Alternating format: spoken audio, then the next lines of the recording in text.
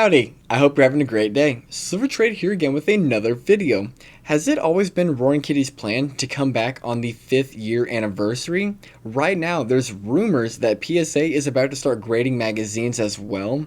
GameStop has historically low implied volatility and so much more. This is an extra spicy video. Please watch it until the end. And remember, none of this is financial advice and we are not financial advisors, and this video is made for entertainment purposes only.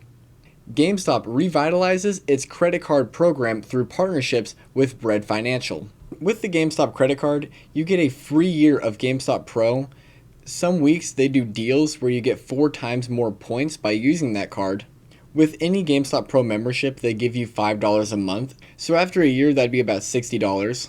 10% extra trade-in credit, 4% back in rewards, and points do not expire. And 5% off all digital games and currencies, all pre-owned and GameStop brands, and all collectibles, trading cards, and more. And best of all, there's no annual fee. The lines wrapped around GameStop haven't slowed down a bit. There's a lot of people and scalpers out there that look for when GameStop gets deliveries of new Pokemon cards. Some people talk about getting there 30 minutes before they opened and they got what they were looking for. And then others talk about how they got there 10 minutes after open and the store was already wiped of all the cards. These Pokemon cards are an absolute cash cow for GameStop. They buy the Pokemon cards at GameStop and then they bring them back to GameStop to get them graded and spend more money. Genius. And GameStop perfectly capitalized on the new wave of Pokemon love. GameStop and PSA began their partnership around October 15th of 2024. And then just a couple of months later, the CEO of PSA, Nat Turner, posted, "The PSA Vault in the past week received the highest number of cards in a single week since we launched the platform, January 12th of 2025. And you remember last week how we were talking about people would click on PSA's website or try to go to PSA, but it would link them and take them to GameStop. In response to this quote-unquote glitch, PSA came out and confirmed that there is an upcoming feature planned with GameStop coming later this summer. Rumors of an acquisition spread again Thursday when a number of collectors reported being forwarded to GameStop's website when attempting to reach PSA. But no acquisition. Turns out this glitch came from some future plans from both companies that we'll be seeing later this summer. And PSA officially denied being acquired by GameStop on June 13th of 2025. According to reports from that day, multiple senior PSA officials pushed back against rumors Friday that an acquisition could be in the works, emphasizing that there are currently no plans for an acquisition and confirming that their relationship remains a partnership. And that is completely okay because eventually AI is going to do all the card grading for us. And rumor has it they're about to launch PSA-rated comic books at Comic-Con next month in San Diego. And if they start doing PSA-rated comic books, there's going to be a lot of people taking their comic books to GameStop to get them graded. And I betcha GameStop starts leaning more into the comic book side of things as well. This guy says he's been collecting for 30 years and it's the only thing he collects, to be honest. And he will absolutely have to get them graded at GameStop.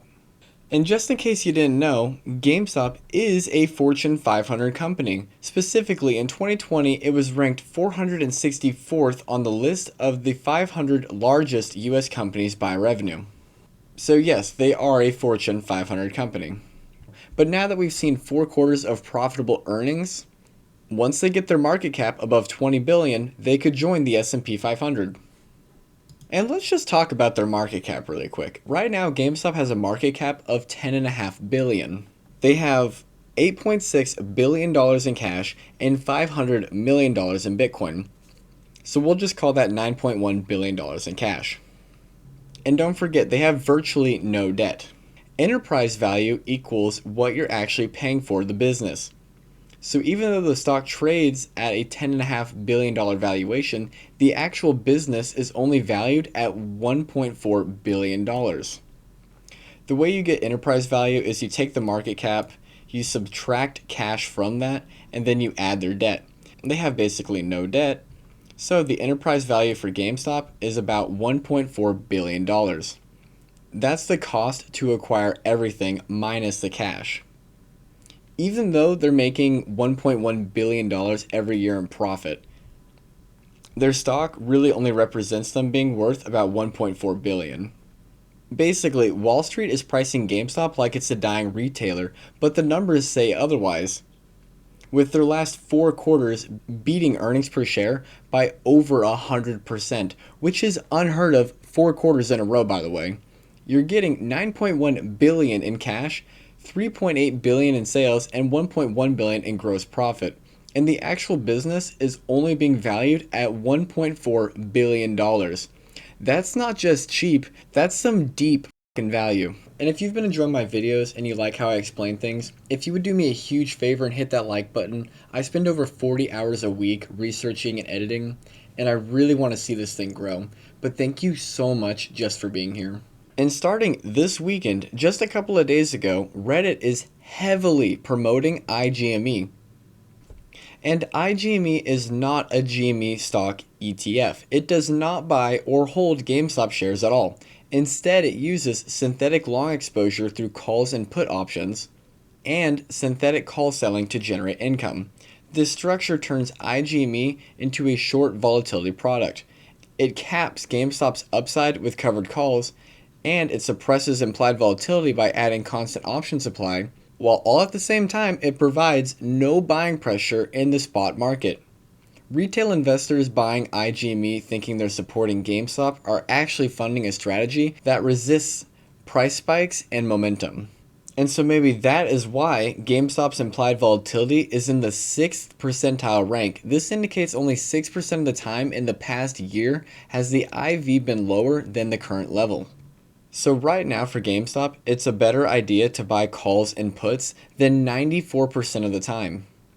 And maybe that's why a block of 5,000 calls was bought 18 minutes before close on Friday, with 2 weeks until expiry, with a strike price of $25 per share expiring on the 3rd of July. On July 19th of 2020, the Reddit user The Roaring Kitty posted his first post including a teaser. Will he finally become a cat on the 5th anniversary?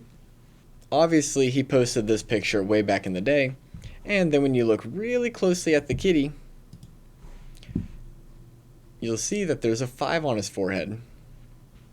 Could this mean that he's going to put the cat mask back on his 5th anniversary, July 19th of 2025?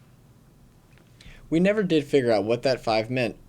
And right now on LinkedIn, GameStop is actively searching for a candidate to fill its risk manager role, located in Grapevine, Texas. And just in case you forgot, Mr. Cohen has declined all other forms of salary, benefits, and other compensation. Mr. Cohen therefore primarily only benefits to the extent his existing investment in the stock of the company appreciates, which directly aligns his interest with that of our stockholders. The only way that Ryan Cohen makes any money on this entire years-long investment is if the stock price appreciates. And to be fair, GameStop does spend about $200,000 a year on security for Ryan Cohen, but I really don't think shareholders would even mind if we pumped those numbers up. We like the CEO, and Webull put FPSL on this gentleman's GameStop shares. First time this happened since January. Shorts are about to get fucked. FPSL is fully paid securities lending. He must have enrolled in a lending program for this to have happened. But then the creator of this post says he's aware and he actually had it disabled. He doesn't know why it got turned back on. FPSL enrollment means that the desire for borrowed shares is up, means there is a greater than average leverage on the price. And this $1.1 billion of actual profit that GameStop made, I kind of expect it to be the bottom. The PSA partnership didn't really get realized in the last couple of months of 2024. And with PSA about to start grading comic books as well, GameStop is already making bank on grading Pokemon cards and other cards like that. If they start doing comic books as well, it might be their most profitable year in history. Don't forget, guys, Ryan Cohen seriously started a company to compete with Amazon and then sold that company for $8 billion. He's a genius. And yes, it's taking some time, but Buck the Bunny just posted with the reflection in the window, reminding us to just hang in there. With the sales of their France stores and their Canadian stores being on the next quarter of earnings, and Nintendo Switch 2 sales on their next quarter earnings as well. I expect next earnings to be an absolute blowout. I know we keep saying this, but I mean, the bull thesis just keeps getting stronger and stronger. Thank you so much if you've made it this far in the video. I can't even describe to you how much I appreciate all of the love and support. And I don't say God bless just trying to relate to you. I say it because I read my Bible every day, and I highly encourage you to check it out. The first 4 chapters that you should check out are Matthew, Mark, Luke, and John. I hope you found value in this, and I hope you have an amazing day. God bless.